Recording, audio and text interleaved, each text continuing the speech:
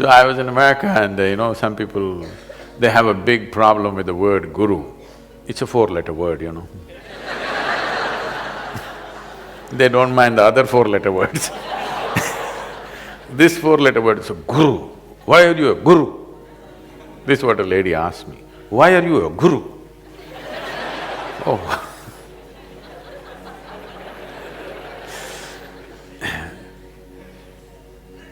Because you are in a state right now, you don't see what's around you only when your eyes are open. Even with your eyes closed, imagery is going on, isn't it? You must understand, the function of the eyelid is, if you close it, world is out. That's the purpose. Yes or no? The function of the eyelid is, see, the camera has a camera cap. If you put the cap, world is out for the camera. Yes?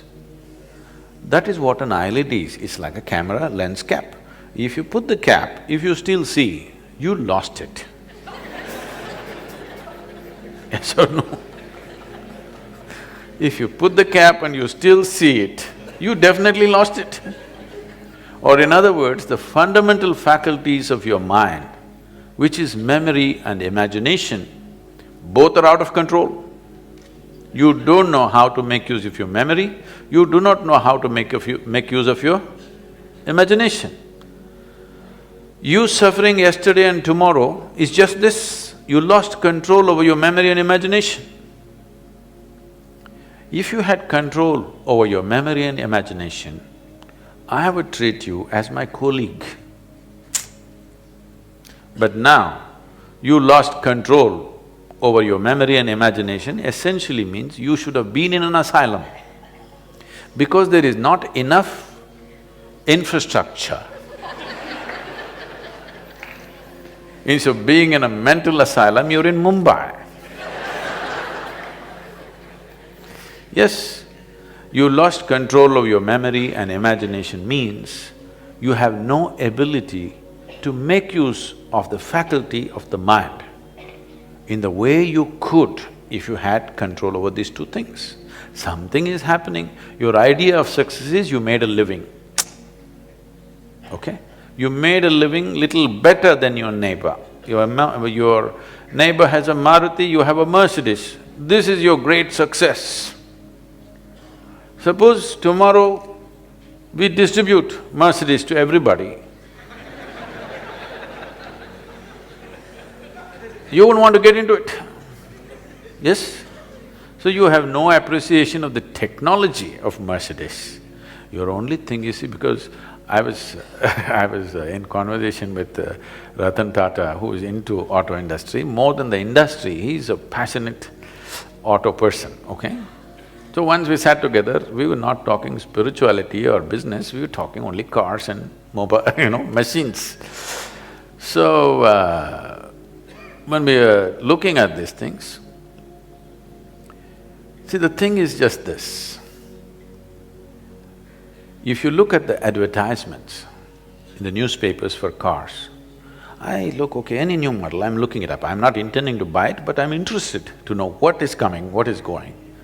I look at it, they say leather seats, wood finish in this thing, paint job like this. I'm looking, what's the engine, what's the transmission, what is the gearing system, what's the gear ratio, I want to know. Nothing. Only leather, paint work, stereo system. God damn it, this is not what makes a car. This is a living room.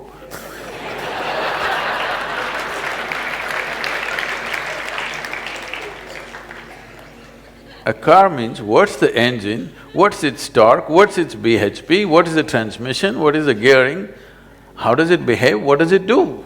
No, it's about the paint work. Because the car is about how shiny it is and how it blinds your neighbor, unfortunate. So, because you made your life this way, that the quality of your life is determined by the opinion of your neighbor, whether the neighbor is next door or somewhere else. Somebody else somebody else's opinion determines the nature of your life because eyes open and eyes closed, you're still seeing the same world. You have to at least come earn this much in your life. If you put the lens caps, it should be over. Yes? You should not see anything. If you see things, that means you lost it.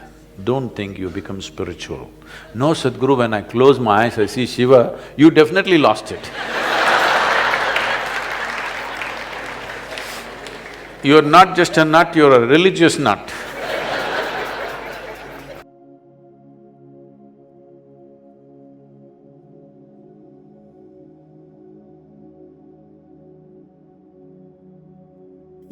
Listening to this video made me pause and really think about my own life.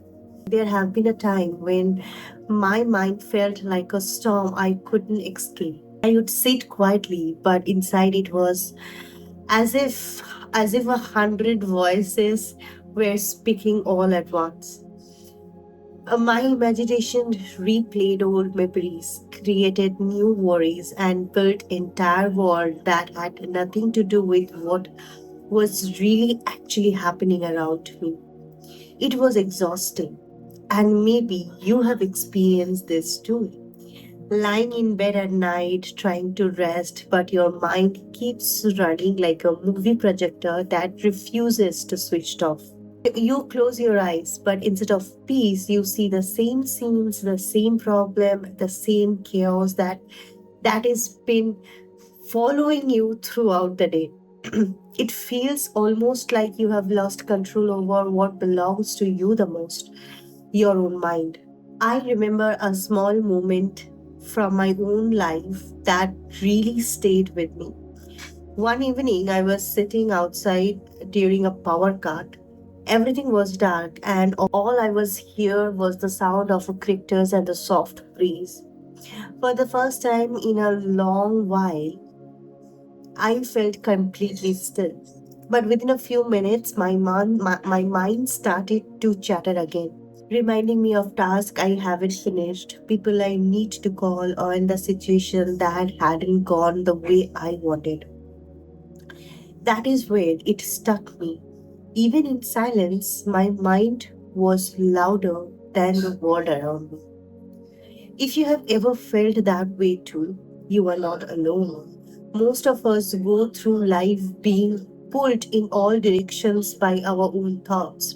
But perhaps this is also an invitation, a reminder that if mind can create such intense walls of worries, it also has the power to create peace, joy, and clarity when guided in the right direction. So, as you sit here after watching this, take a deep breath, feel it fully without rushing. Just for a moment, don't try to control your thoughts and don't fight them either.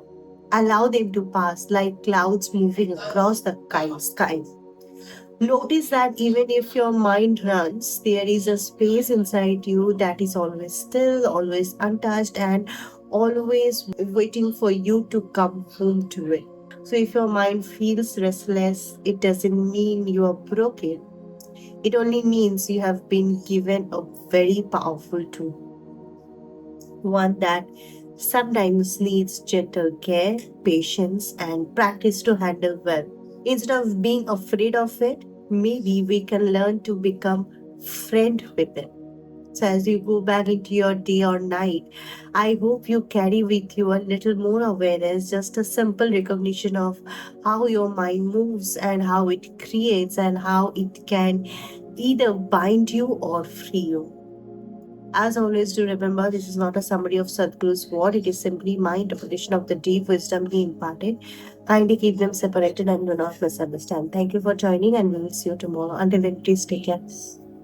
Namaskaram.